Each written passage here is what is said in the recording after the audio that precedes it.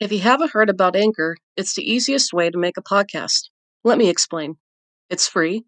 There are creation tools that allow you to record and edit your podcast right from your phone or computer. Anchor will distribute your podcast for you so it can be heard on Spotify, Apple Podcasts, and many more. You can make money from your podcast with no minimum listenership. It's everything you need to make a podcast in one place. Download the free Anchor app or go to anchor.fm to get started.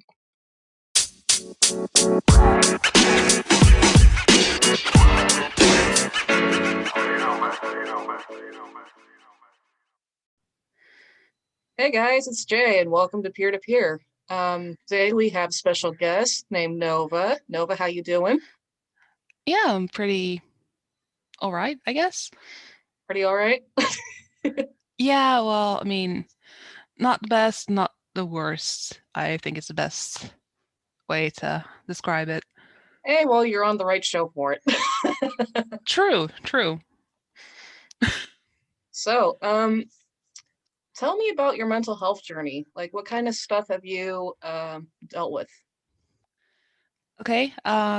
Well, first of all, I have generalized anxiety and depression. So that's a fantastic combination. It started pretty much when I was around 2021-ish. So it's been 11 years, which yay. Um, not really, but and yeah, it's been a journey, all right.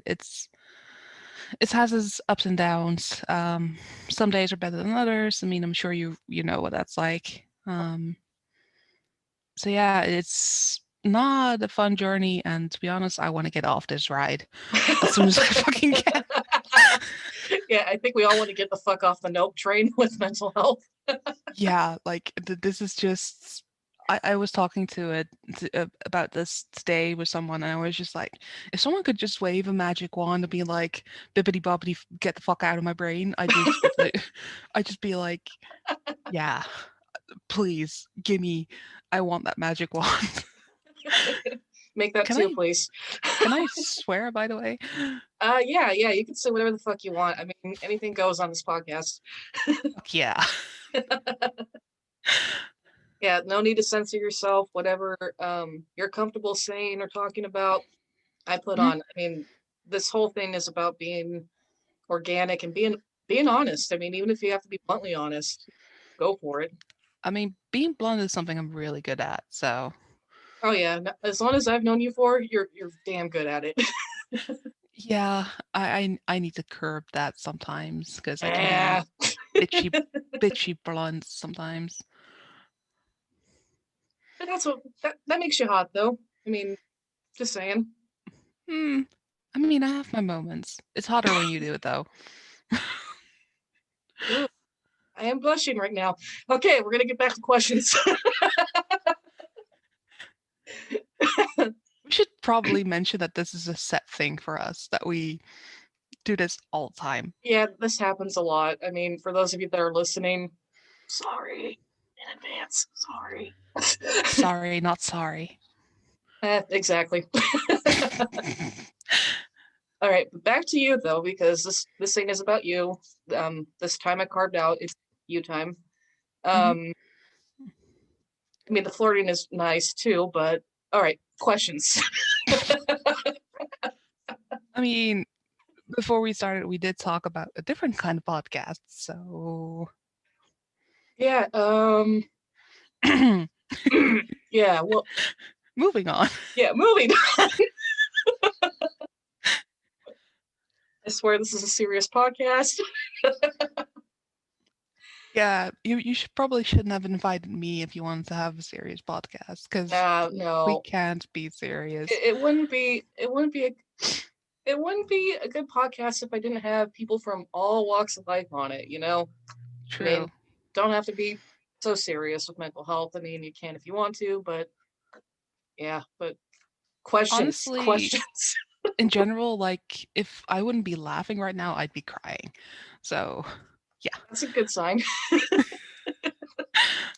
So yeah, let's keep the laughter up so I don't actually start crying, because Okay. you don't want to see that. It's terrible. Yeah, nah, you don't want to see that. Trust me.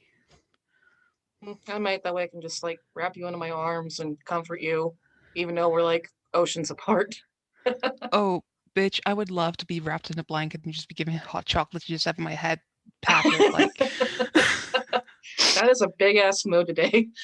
I mean, I think for everyone, like I said before, like, I feel like everyone I've talked to is like, I don't want it today. I'm lazy. I'm tired. It's, yeah. So, going back to the generalized anxiety, when did that really um, start to get to you? Um, well, I've been talking to my mother about this, ironically enough, today, and we think that I might have had this ever since I was a kid.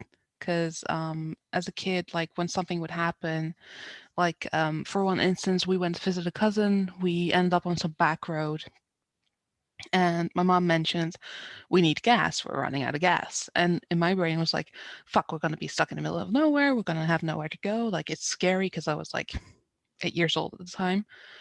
We're gonna have nowhere to go. It's scary. It's dark. You know, we're gonna be stuck, and monsters are gonna come and eat my face. Um, so yeah, I think we suspect that I've had it all my life. It really came out around age 21, 20, um, after one final blow, so to speak. Um, Long story short, my parents are divorced. My dad hasn't really been in the picture much. When I was around, feeling that he was disowning me, and that's the day that this started. Anxiety went haywire, depression went haywire. Um, so yeah, and that's the day it started with that email. So, excuse me, kind of going back into your childhood, did the anxiety really affect you when it came to school? Um, I don't think so. No, I don't think it did. Other stuff that has contributed to mental health is bullying. Like I was bullied a lot when I was a kid. Um, so yeah, no, I don't think it really contributed a lot to my school life. Um, yeah, no, it's not that I can remember at any rate. Hmm.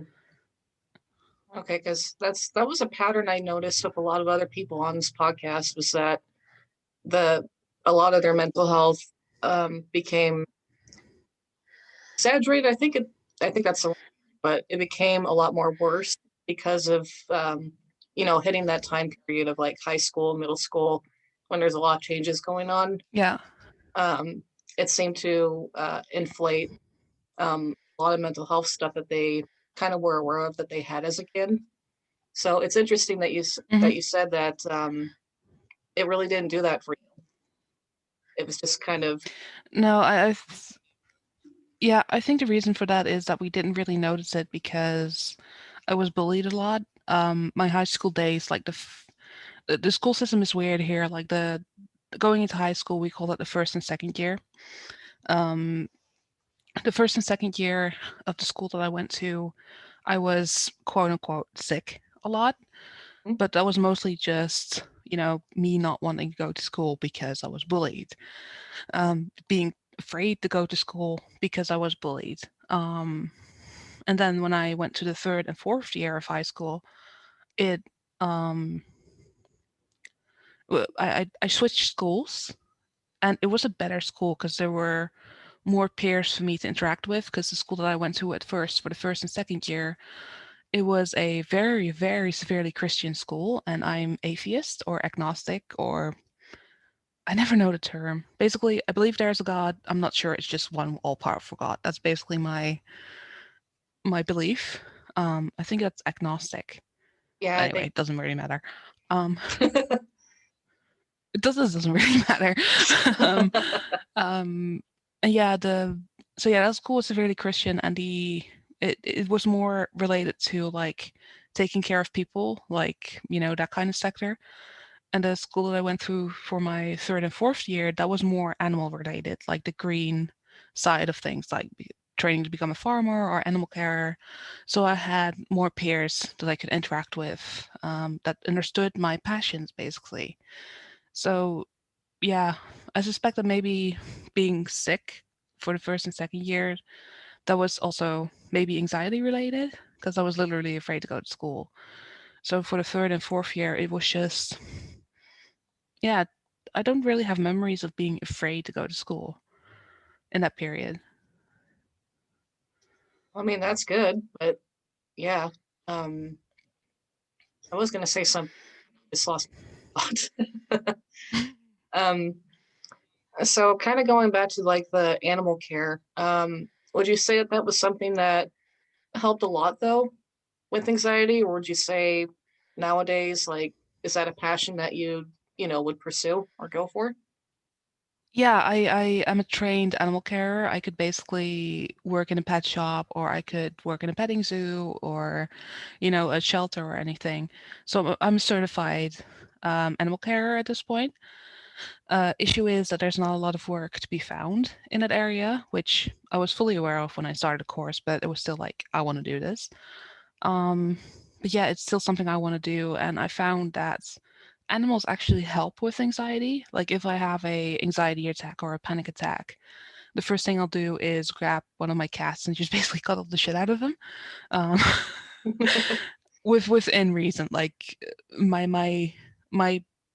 mindset is like the animal is the boss. Like if they've had enough, they can go. Like I'll never force an animal to be like, I need cuddles and they don't wanna like. So yeah, I found that animals actually help uh, combat anxiety attacks and panic attacks.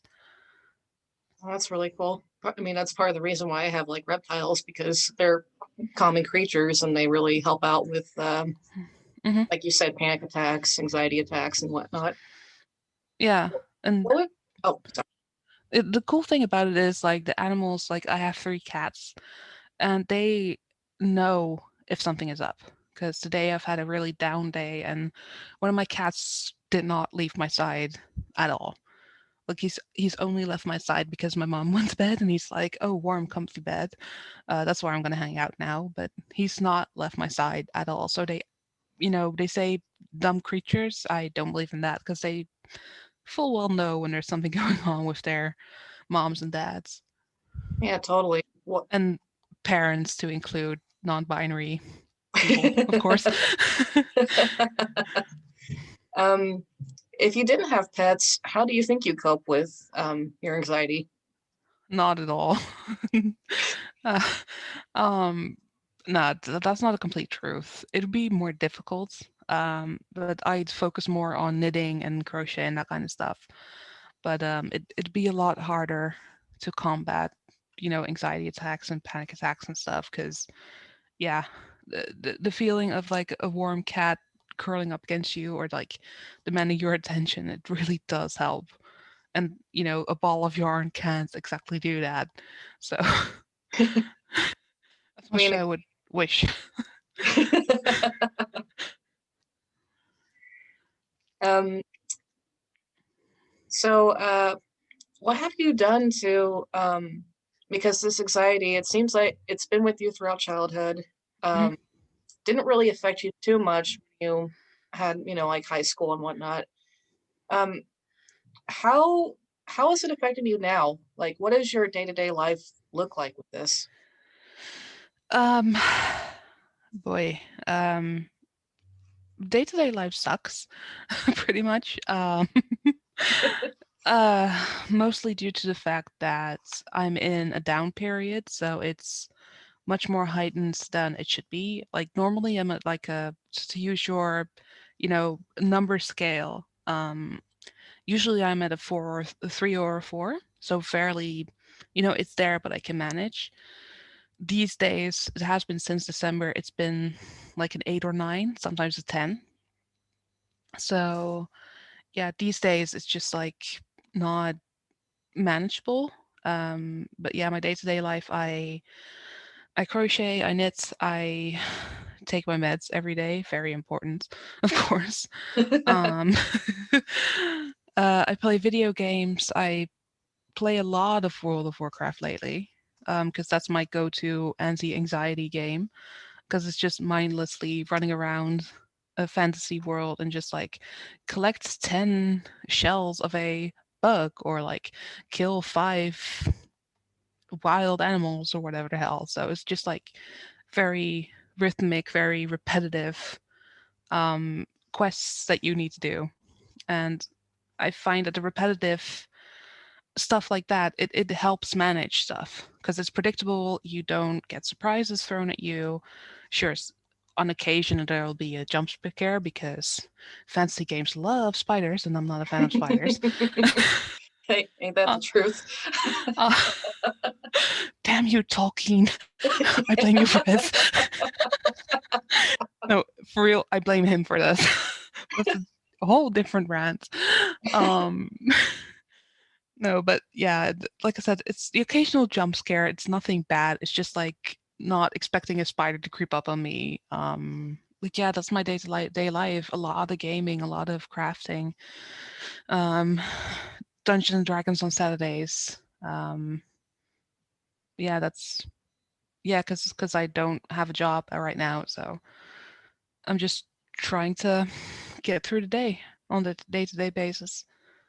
That's sometimes that's the best we can do, you know. Hmm. Um, Going back to the employment, if you're cool with talking about that, um, I know that for myself at least, my mental health, especially like 2 years ago when I was first on employment, it really affected how I go about looking for jobs and trying to find something that, that I'm going to be okay Hmm. with and that's not going to make me burn out mentally. Yeah. So, yeah, with somebody with anxiety though, like how do you navigate that? Um, difficulty. um, yeah, the issue is that I don't have like any other diplomas other than animal care, so my job options are limited because it's very difficult to get a job in actual animal care or like a shop or like whatever. Um, so yeah, I try to find jobs that appeal to me. For a long time, I've done customer service work, but after my last stint in it, I'm like, yeah, no, I'm never going to do customer service work again. F that. Mad respect for the people who did do that, but I can't do it anymore because there's so much shit you get thrown your way, from management and from customers that call. Um, so yeah, I'm just trying to find jobs that appeal to me. Jobs in pet stores or like cleaning work or receptionist work, stuff that I know I can do. But it's difficult because I mean, in every job you have your stresses and your, day-to-day tasks and stuff that could cause anxiety and, or depression, depending on um, the kind of customers you get thrown your way or like people you get thrown your way. But it's difficult. It's really difficult to find something that appeals but also doesn't give a lot of stress. Yeah, there's people out there that say, "Oh, no matter what job you get, you should be happy and thankful for that." But Mm. as somebody that suffers, you know, anxiety and depression and all this other like, well, what do you say to that? Um, my first rational thought is to be like, true. I mean, especially in this climate with COVID, like I was happy to have a job temporarily.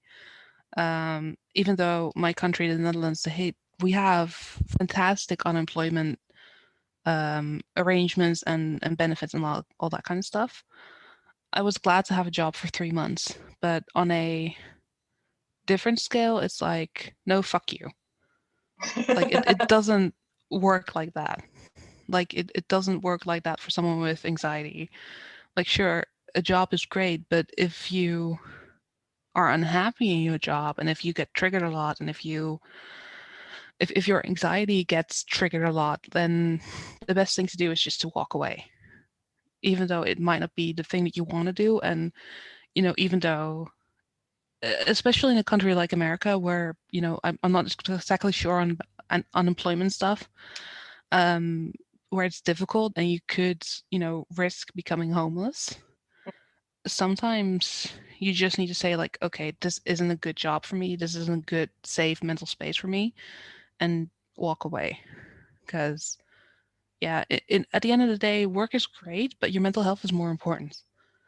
'Cause, like, how can you be an efficient employee when mentally you're just shot, basically? Yeah, definitely. And I mean, as an American too, I can definitely attest to that. That we are definitely a culture that like works the grind. And I mean Mhm. like we are all about the 24/7 world. Yeah. Culturally. And uh the shitty part is like if you have mental health problems like what I have and many others have, Mhm. you get thrown under a bus at the end of the day. Oh, yeah. Yeah. Yeah, I've experienced that as well. My last job, it was a call center job. I got hired to do one project because it was a call center with multiple projects. And they went like, "Yeah, there's not enough work on that project. We're going to put you on project XYZ." And I was like, "Guys, I'm warning you now. If you put me on this project, because they gave me barely any training for it, if you put me on this project, that's not good. It's gonna go wrong. I'm gonna get a nervous breakdown again. Like anxiety and depression will be hiding again. This is a very, very fucking bad idea." Of course, like I predicted, it went wrong. I got a nervous breakdown. Anxiety and depression were hiding again to the point where I just was scared to sit on the phone, do a job that I knew. So I told my managers, like, "Hey, so this is the sitch. This is what's happening." And they're like, "No, really? What happened?" And I was like, "Really? Are you fucking kidding me right now? I warned you this would happen, and you're gonna pull that card?" It's like, what the fuck is wrong with you? Yeah, right? It's like you guys threw me under a bus. I Mhm. told you that this was going to be an issue, and yet you still went through with it. Yeah. So it's like, I mean, that's the culture here as well. Like, mental health isn't exactly accepted. Like, I've lost job opportunities by being honest and saying, like, "Hey, so you should know I have anxiety and depression. It comes and goes. There will be days where I'm like, please just leave me alone. Let me do my job. There Hmm. will be days where I'm like, hey, let's go. We can do this, guys. Let's go."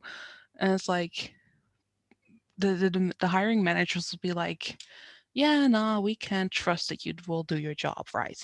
And it's like, on one hand, I get it. On the other hand, it's like, dude, at least give me a shot. Because, like I said, I'm not sure how it works in America, but for certain contracts, you have like a trial period for like a month or 3 months, or, and I'm like, just give me that month trial period to just prove, like, hey, even though I have this, I can do this. And that's not even a shot that they give you.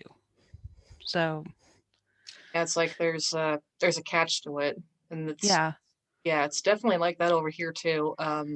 Except we don't really get like a 30-day trial offer, depending on the company, whoever you work for. It's more like a week, and if they don't like you, they don't like you, and you're Yeah. out.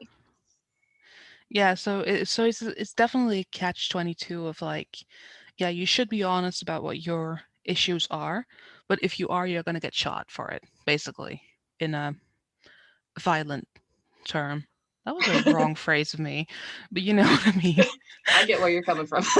Yeah, like, y roughly put, you're gonna get executed for being honest, basically, or like shoot the messenger is a better phrase. I don't know. English Either, isn't my strong suit right either way, now. you're fucked. Either way, you're fucked, and not in a nice way either. Um, Yeah. So, I mean, if it were up to you, how would you? How do we change a system like that? You know, how do we help people understand like we're all different and we're not cogs in a machine at the end of the day? in terms of mental health, Hmm. oh boy. Um, well, giving people trial periods, first off, giving them a chance, and sure, if you hire someone new, you put time and effort into training them, and if it doesn't work out, that happens. I mean, but that happens with like people who don't have mental health issues too. Like it'll happen sometimes. Like you put your work into this person, and it's like, yeah, they turn out not to be a good fit. You'll have lost your time anyway. Um, I think the main thing is that we need to do is get rid of the stigma around mental health. Because sure, it's a thing. There's barely anything known about it, in a sense. There's definitely no cure as of yet, which fingers crossed, future generations, I hope to God they get a cure for it, because this is not fun to deal with. Um, I swear, I hope to God that my little cousins get a cure if they have issues, but that's a different story. But yeah, I'd say just giving people a shot and not like be prejudiced when they hear like, yeah, I have anxiety, I have depression. Because I mean, obviously someone without mental issues being like, yeah, I'm depressed for a day and they're really sad for a day. It doesn't compare to someone who's actually depressed and they're having down days, as I call them. But even those people need to work. Like even those people will do their job even though they're sad. Like because you can't afford to take days off when you're having down days more often than not because you don't have the vacation hours or whatever. Um, so yeah, giving people a shot would be a main thing. Just give them a chance to prove like, hey, even though I have these issues, even though I have anxiety or depression or like um, b- alternate personality disorders or that's the wrong phrase. I'm well aware of that. Sorry for that, but like those types of disorders or like psychoses or just give them a chance and if need be adapt the work schedule to something manageable, like make them work like rather than 5 days a week, like make them work 3 days a week. So they have like a schedule that they can have more rest than a quote unquote normal person. Or the government should set up. I mean, it's like that here, but I think the entire world could benefit from a system where, because here we have like a system. If you have a disability or if you have a mental illness or if you've lost an arm, you can get a certification of being like, hey, I have issues. I can't work a full day. Mm. Or like I can't work like a quote unquote normal person can. I need an adjusted work environment or an adjusted schedule. Um, I think that the entire world could benefit from something like that because I've been on job interviews through that because I have that certification, even though at first I was very unhappy with it because it's usually reserved for people who are actually who have like agoraphobia or like they don't go out, they don't dare to go out. I think that's the right term for it, agoraphobia. I'm not sure. Yeah, like they're Um, frightened of people working with yeah, general like public. they're like afraid to go out, like they're afraid to leave their houses. Um, like so usually it's reserved for people with autism or like in a wheelchair or cerebral palsy or like those kinds of disabilities or mental quote unquote situations. Like it does help though, because not only does that give people like me or like my brother who is autistic a chance to have a work environment that is adapted for them, but the added bonus to that is that the government will give the company that hires is I hate the phrase, but people like that, I hate the phrase, I hate it, but you know what I mean. But they'll give they'll give the company subsidizing, like, hey, here's an added bonus to help pay for the paycheck, so you don't lose any money out of it. And I think that that could be a good thing for the entire world. Like, obviously, third world countries will struggle with that kind of thing, but I do think that it could help people. I do think it's a good system to have, and even though it comes with a stigma of like, yeah, you have this label, you're not capable of working like a quote normal person, um, it can help people.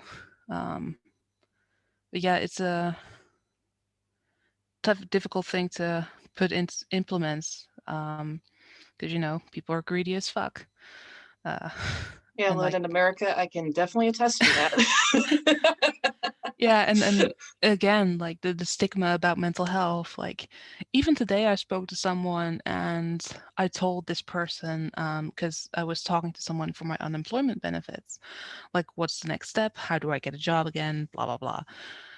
And even this person was like, when I was telling her about my mental health issues, they were like, so what you need to do is find a club of people to go on walks with. Fresh air will do you the world of good.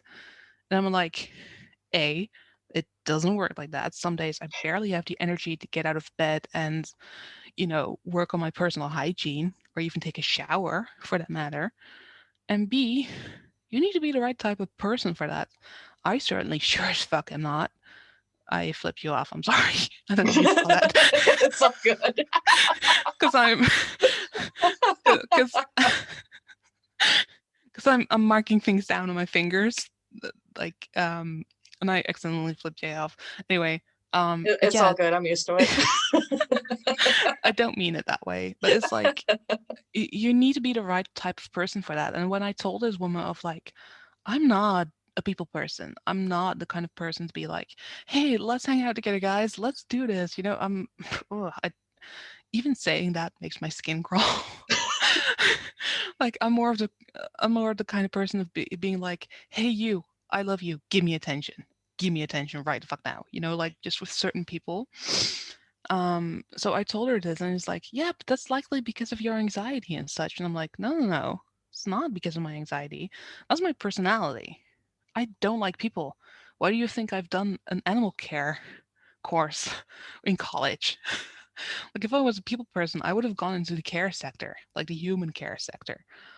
So yeah, like I said, I will admit this woman really did try to understand, but at the end of the day, she just didn't. She didn't get it.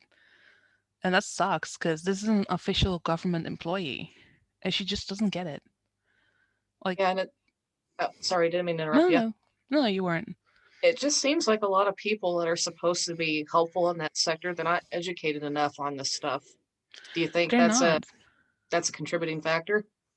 Yeah, I really think it is. Even if I think back to my school days, even that was an issue because when I started with my anxiety, I'd completed one level of college. I'd gone through to the next level for like a higher education purpose. Not university was still it's weird, never mind. But like I got my degree and I decided, you know what, I'm gonna try and get a higher degree in the same area or like on a management scale. And that's when all the shit started, like anxiety, depression, blah blah. What they told me was, you know what you should do, take a year off, take a year off to work on yourself and then come back to school. It doesn't work like that. If you leave school, take a year off, you likely never come back. But also, when I had a panic attack in school, one of my friends at the time, she instantly went to get the principal of like, yeah, she's having a panic attack. I don't know what to do. What do I do? Which wasn't helpful either. Even the principal himself was like, so we're going to sit down and we're going to talk. What do you need me to do? Well, I'm sitting there having a massive panic attack. I'm hyperventilating. I can't even breathe, let alone speak. And he's like, so you need to tell me what to do. What do I do? Do I get you some water? Do you need me to sit with you? And it's like, don't. Just leave me alone. I can do this. So, like, even and I asked him afterwards, like, what were you thinking? Like, why are you asking me all this when you could clearly see I cannot breathe? And he's like, yeah, well, I didn't know what to do. So I asked him, like, how do you not know what to do? You're a principal. Like, Mm. you're meant to know what you should do if someone has a panic attack. Yeah, I don't. That's why I ask all those questions. So it's mind blowing to me that even in school, people, like even teachers, don't know what to do when someone is having a mental health issue.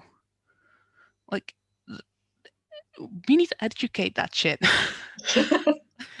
Yeah, That's all I can say. Like, we need to educate that shit because, especially in this day and age when mental health issues are a lot more prominent in young people or like, teenagers, how do people not know what to do? Like, obviously, I don't know what it's like now um, in schools because I haven't been there in like 10 years. But yeah, it's just mind blowing to me back then, even that even the principal himself didn't know what to do. Yeah, I mean, speaking as a mentor and a teacher, before the yes, there have been great strides over here in America, at least, to get more teachers educated about that stuff. Hmm. But in my experience, though, you've really had to go out of your own way to learn the stuff for yourself. And the way over here, at least, how we tend to handle it, or what you generally should handle it, is it's a hands-off approach. You talk to the kid, get them comfortable, and then you call the parents and let them deal with it. Because there's that whole legal thing of like, oh, I can't get too personal or too deep with a kid, otherwise it's gonna affect the teacher and student dynamic and all Mm, that. And for me, to that I say bullshit. The more you can get on the level of the kid, the more you can develop that relationship of where they hmm. trust you enough to talk about that stuff. It's gonna help them in the long haul. But man, I know that just speaking from my experience, there was a kid that I worked with who was suicidal at 10, a 10-year-old, right? God. And um, he he trusted me enough to confide in me, like, "Hey, I'm feeling this way. I don't know what to do," right? Hmm. And I've been trained to at least give these talks at the time to teenagers, right? Yeah. And I I basically explained to him like, "Okay, this is what's going on. This is kind of like how you're feeling. Help him navigate like the emotions that are going on through his body." And I shared some of my experiences with that, but I said it in a way that was kid friendly, right? I Yeah. didn't go into detail or whatever. No, no, no. Yeah. And the kid, he felt way better about it. And we both had a plan that if he started to feel that way, he could, he could talk to me about it and we could figure out ways to help him um, like mitigate a lot of his stress when it comes to that sort of thing. And what happened though next, I'm sorry, I'm taking away from you right now, Nova. No, no, it's fine. Yeah, just to Please, kind I'm of interested in hearing this. yeah, just to kind of go in with like what you were talking about. I actually got in trouble for talking to this kid. Um, First, his mother actually flipped out on me for sharing my experiences with him, even though I explained it to her exactly like I explained to the kid, and it was kid friendly, you know. And also too, the assistant principal and one of the other secretary folk, they tried to get me fired for what I did.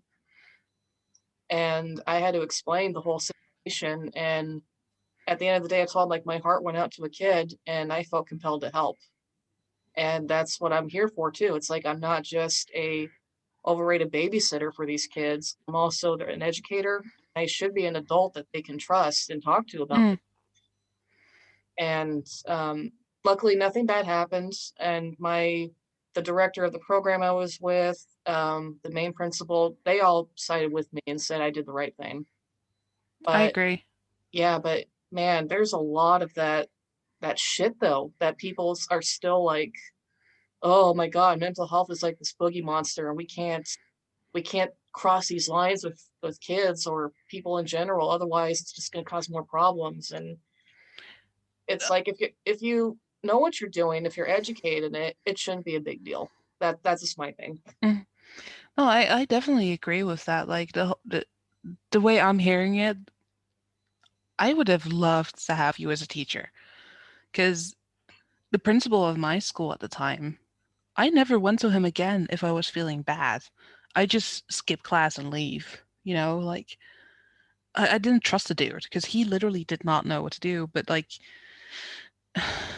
teachers should be educated to how to deal with that. And of course, like I get the hands-off approach, like because especially in America, where people, at least in my experience as an outsider to America, it's like you do one thing wrong and you get sued. Oh yeah. Um, like Yeah, or the parents flip out, take their kid out of the class. It's exactly. yeah. Um, but like a hands-off approach, it just doesn't work. Because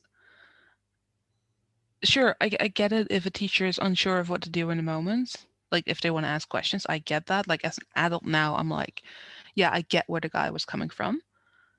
But as a teenager, I was 16. No, wait, no. I'm mixing things up. I was 21-ish. When I was 21, it was like, sure, not quite a teenager, but a young adult. It was like, okay, you need to get the fuck away from me because I don't trust you because you don't know what the fuck to do. Like, I'm the one who needs to educate you on this. That's not the way it should be. Mm. So, like, for someone to actually know what's going on and to understand what's going on, that's a lot more helpful because someone who knows what's going on can be like, okay, just focus on your breathing, nod or shake your head. Do you need me to sit with you? Do you need me to be quiet? Do you need me to get water? Like they know to give the person who is having the anxiety attack or the panic attack to be like, hey, yes or no, tell me what you need. And Mm. if you like if you lead in like, do you need me to leave you alone? That's the best way to deal with it. Just let the kid or the person decide what to do. Because me personally, I'm the kind of person of like everyone needs me to leave me the fuck alone. I need to work through this myself. So having someone be like, okay, we're now going to talk about what you need. What do you need to tell me? Well, I'm just sitting there like I can't breathe. It's like that's not helpful. So Yeah. that education should definitely be there, especially with 10-year-olds. Like especially with young kids who suffer these kinds of issues. Like that's just heartbreaking. A 10-year-old who's suicidal. Yeah, That's and I'll be the first to tell you too. It starts when they're 5 even. I had to deal with a kindergartner that was even feeling those kind of feelings, and he didn't know, like, the poor thing, he approached me about it, and he was like, "I wake up every day and I don't wanna be here anymore." And oh, it's it's poor like, thing. yeah, it's so sad, and the fact that we got have all these people that are still so, like I said, they treat mental health like it's a boogeyman.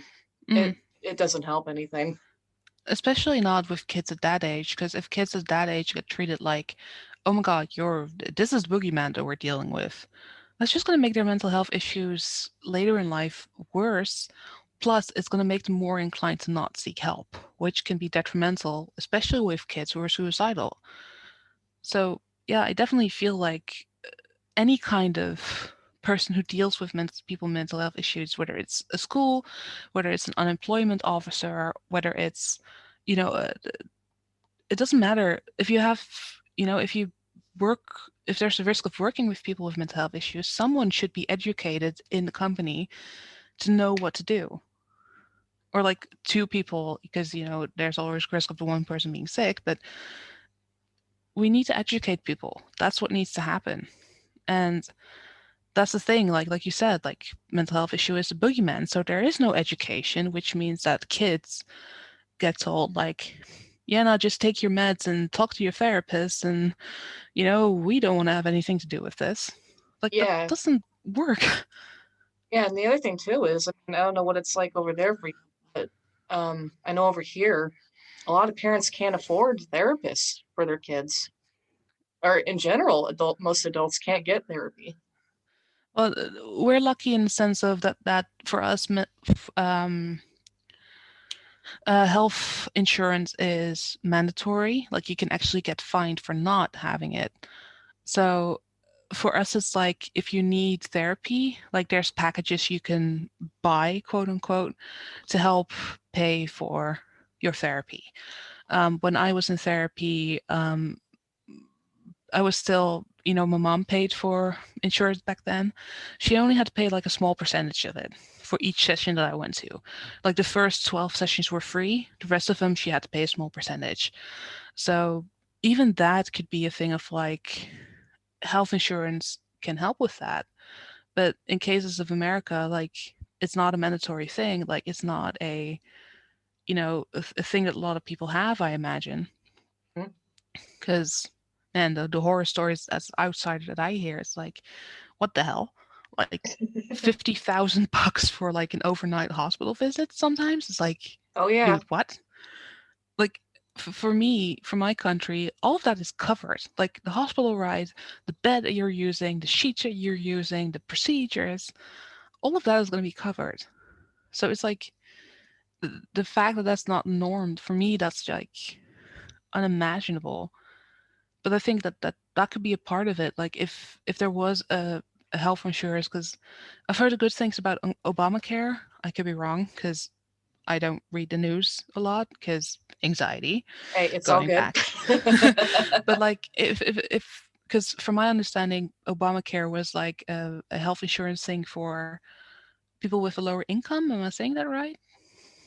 uh, yeah, it's kind of a clusterfuck,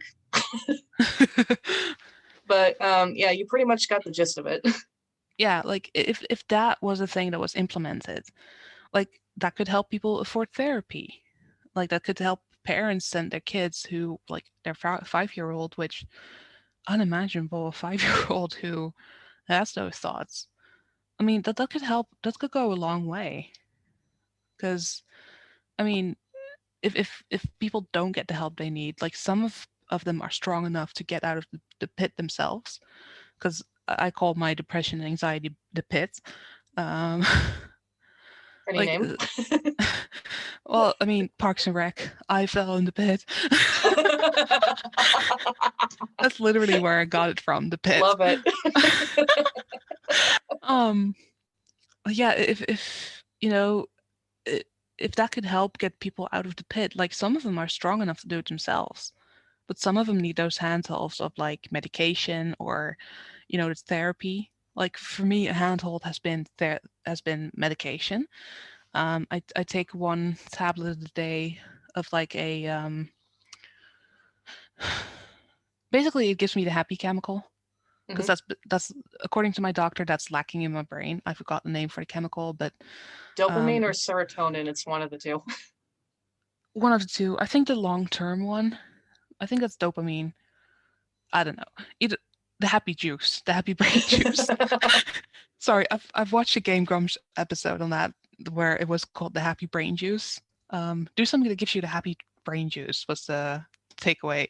Um, but like, you know, I take a tablet daily to help me build up a reserve of the happy brain juice. Um, so for me, that's a handhold. But yeah, some people might need a therapist or a person to confide in at school if they can't afford therapy. Because if I think back to my school days, we had one designated teacher who was like a person of confidence. Like if you had an issue with like a bully, you could go to them and talk about it without it getting back to the bully.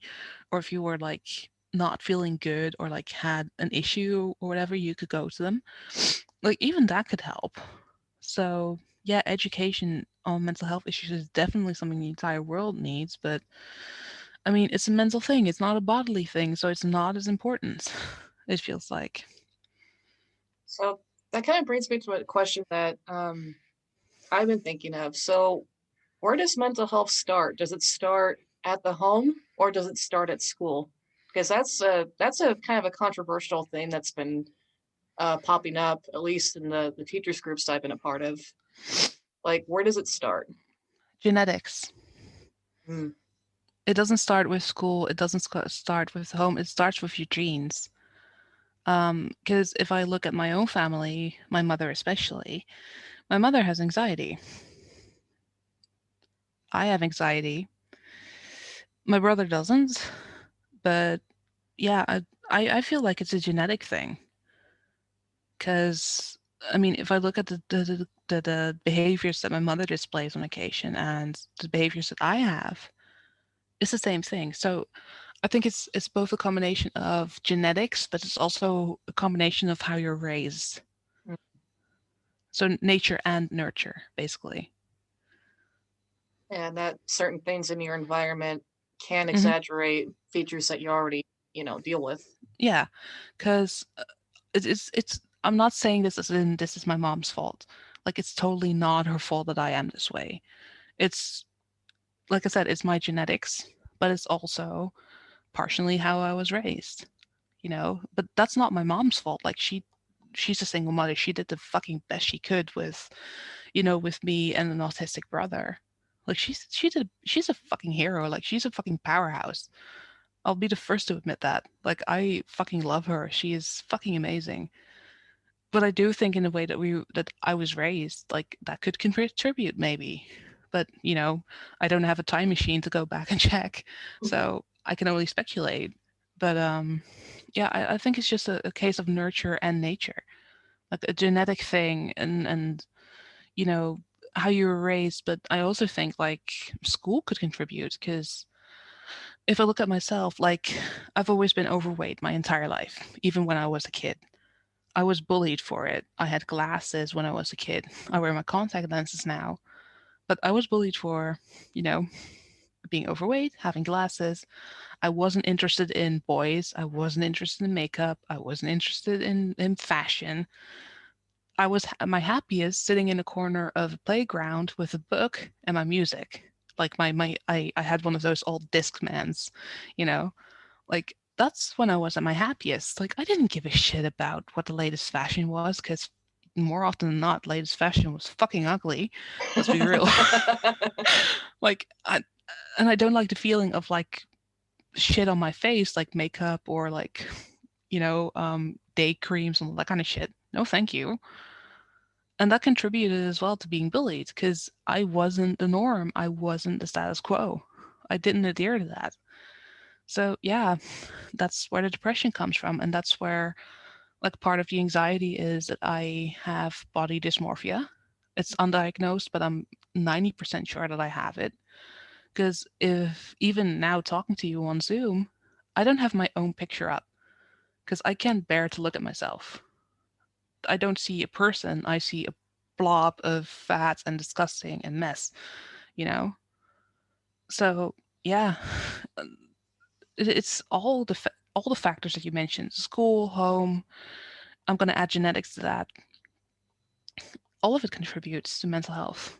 Because I mean, being a kid, like all the impressions you get and all the information you get, that shapes who you are as an adult. Yeah, definitely. Definitely agree with you on that. Hmm. Oh, we're kind of getting towards the end, but I want to ask you, like, if there was a kid or another adult or somebody out there that's going through anxiety, going through what you deal with, Hmm. and what we talked about, what would you say to them? Oh boy,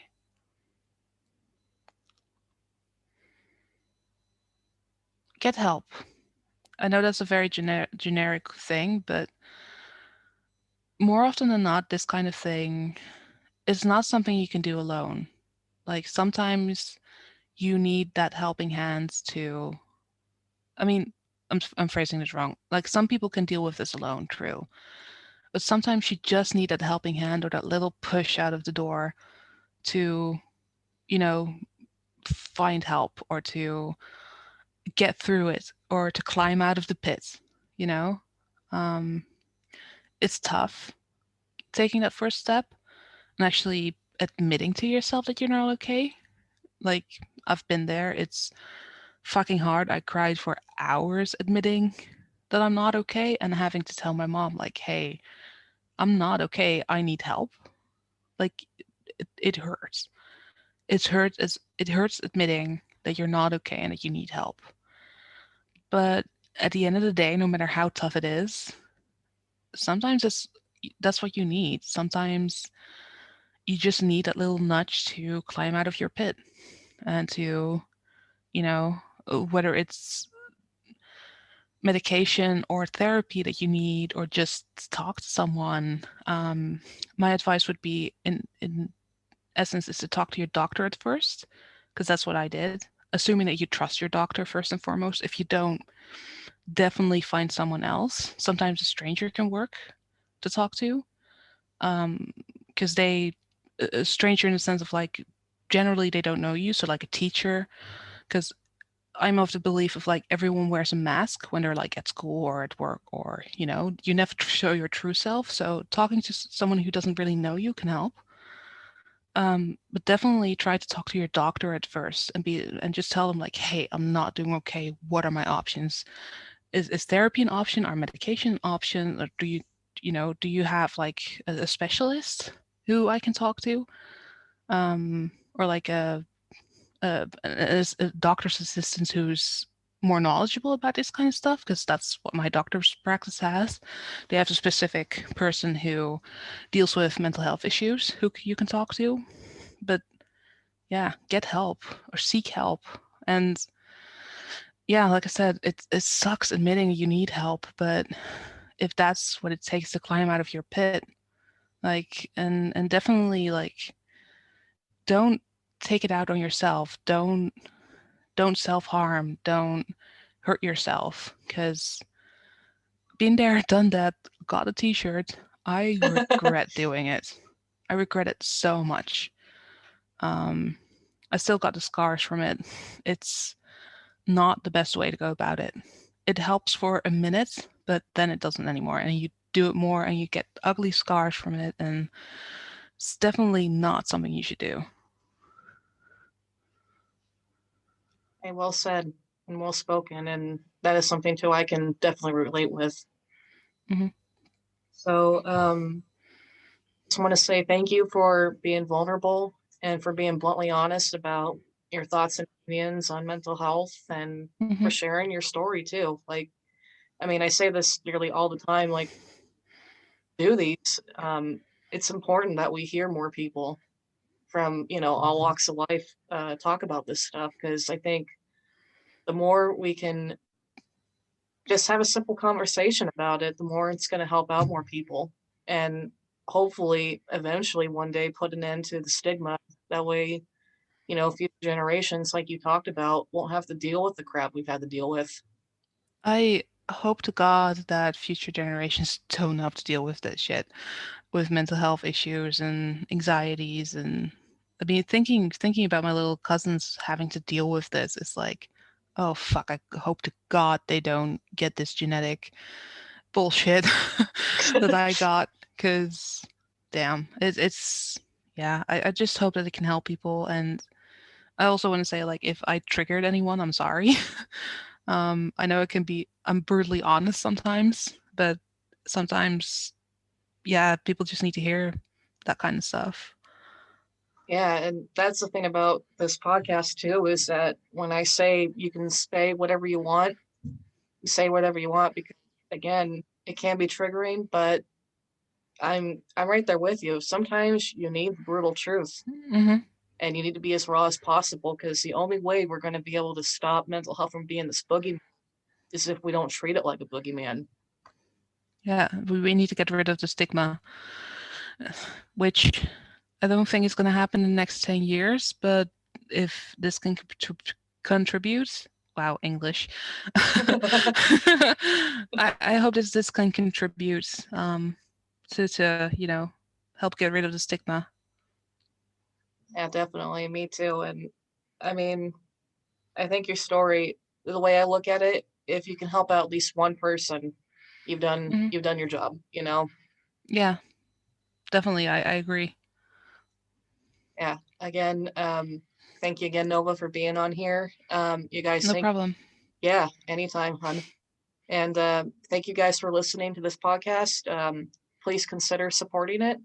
That would greatly help me out. And if you guys have a mental health story or anything you want to talk about related to mental health, feel free to contact me. You can get a hold of me on DMs via Twitter at Kitchen Raptor J. Or you can message me on Anchor. I'd be more than happy to talk with you. Again, we had the wonderful Nova on here, and we'll see you next week. Bye.